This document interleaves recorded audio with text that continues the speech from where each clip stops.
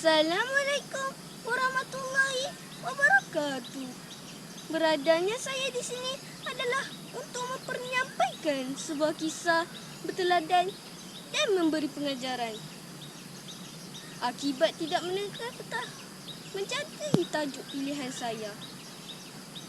Dengar ya kawan-kawan. Semasa cuti penggal persekolahan, Salim berasa bosan tinggal di rumah. Ibunya menyuruh Salim membaca buku.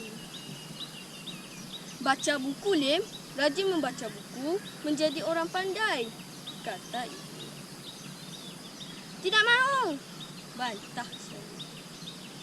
Tiap-tiap hari, Salim dan kawan-kawannya pergi mandi di sungai. Mereka juga pergi melastik burung.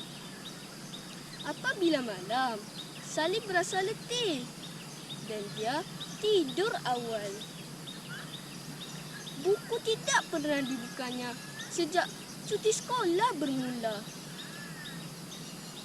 Setiap hari, Mak Mina menasihati Salim supaya belajar rajin-rajin. Salim adalah anak harapannya kerana Salim adalah anak tunggalnya.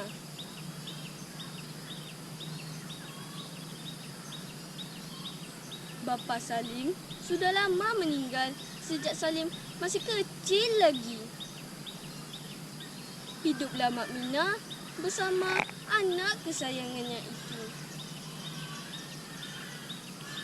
Mak Mina pula bekerja sebagai tukang pencuci pinggan di kantin sekolah.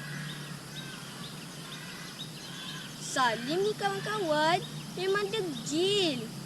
Dia tidak mahu mendengar nasihat ibunya.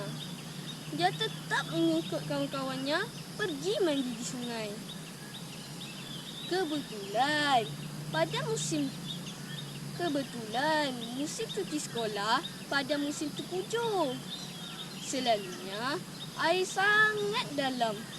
Air juga sangat deras. Mak Mina sangat susah hati. Sudah habis ikhtiar Mak Mina menasihati anak yang seorang itu. Hendak dipukul, masih kecil lagi.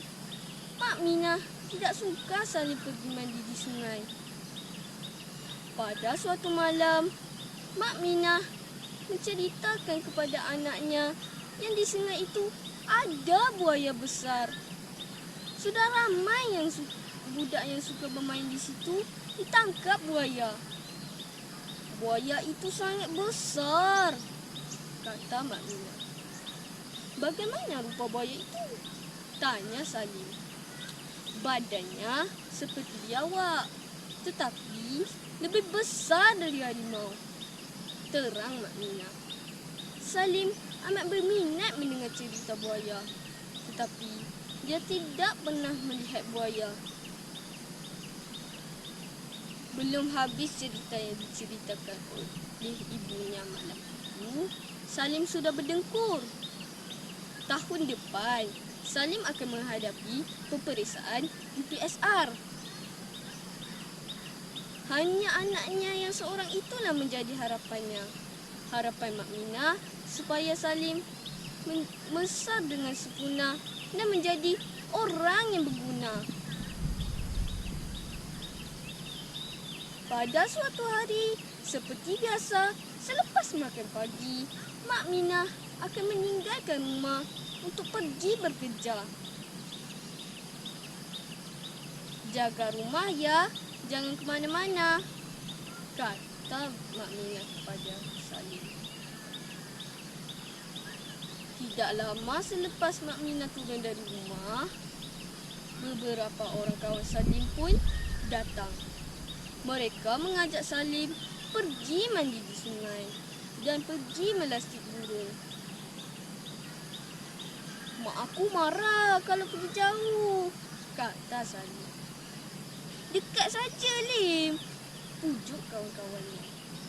Setelah dipujuk oleh kawan-kawannya, Salim pun mengikut juga. Setibanya mereka di tepi sungai, mereka melastik burung-burung di pohon-pohon yang di tebing sungai. Apabila sampai di tempat mereka selalu bermain, mereka menanggal baju masing-masing. Kemudian, mereka memanjat pohon yang besar yang dahannya mencular ke tengah sungai. Malam tidak berbau.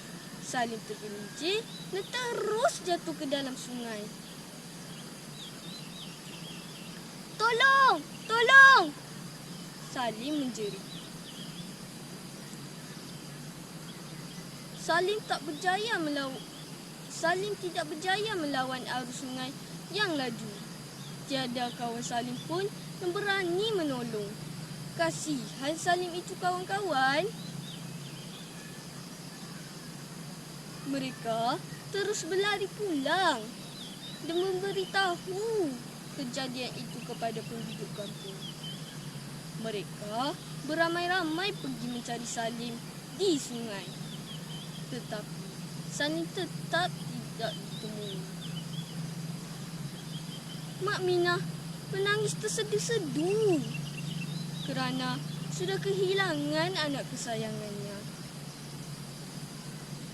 Pada keesokan harinya, penduduk kampung pergi mencari Salim lagi. Namun, Salim tetap tidak ditemui. Mak Minah sangat sedih. Menjelang tengah hari, penduduk kampung itu heboh. Salim masih hidup. Salim sudah pulang. Rupa-rupanya Salim hanyut jauh.